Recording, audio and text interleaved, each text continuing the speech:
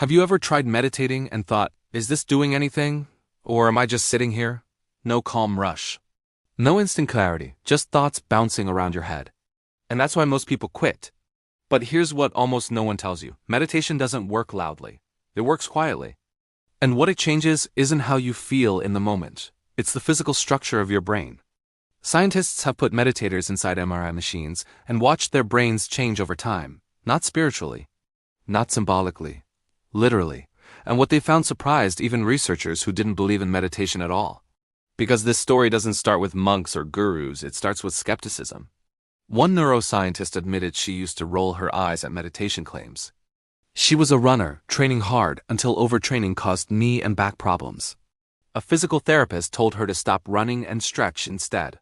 That's when she walked into a yoga class, not for enlightenment, but to stay in shape. She enjoyed the movement, but when the instructor talked about compassion and mental clarity, she thought it was nonsense. She was there to stretch, not open her heart. Then something strange happened. After a few weeks, she noticed she wasn't reacting to stress the same way. Difficult situations didn't overwhelm her. She felt calmer, more patient. And that bothered her, because she didn't believe in it. So she assumed it was a placebo. Maybe she felt calmer because she expected to. Instead of accepting the experience, she went looking for proof, real proof. What she found changed everything. Study after study showed that meditation wasn't just relaxing. It consistently reduced stress, improved emotional regulation, increased focus, and even helped with anxiety, depression, pain, and insomnia. Most surprising of all, nearly every study showed the same thing. People were happier. That raised a bigger question. How could something so simple create such powerful effects? The answer is neuroplasticity. Your brain is not fixed. It changes based on what you do repeatedly. Scientists can actually see this happen. In one experiment, people who had never juggled before learned to juggle. After just 3 months, MRI scans showed increased gray matter in brain regions responsible for visual motion. The brain reshaped itself to match what was practiced. So researchers asked a bold question.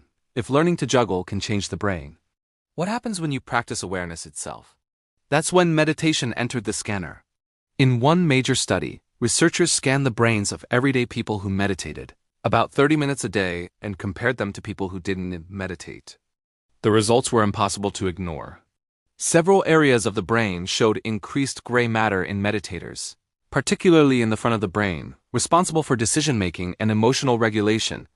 But the most shocking part came when researchers looked at age. Normally, as we get older, the brain slowly shrinks. That decline is linked to memory problems and slower thinking. But in this region, older meditators had the same amount of brain tissue as people decades younger. A 50-year-old meditator had a brain that looked more like a 25-year-old's. Of course, critics pushed back. They argued meditators were just different to begin with. Maybe it was their lifestyle or diet. So researchers designed a study to remove every excuse. They recruited people who had never meditated before, scanned their brains, then put them through an 8-week meditation program. Just 8 weeks. Daily practice. Nothing else changed. When they scanned them again, the results were clear. Areas linked to learning, memory, and emotional regulation had grown larger. One of these was the hippocampus, a region that actually shrinks in people with chronic stress and anxiety. But the most jaw-dropping change happened in the amygdala. The amygdala is your brain's alarm system. It triggers the fight or flight response.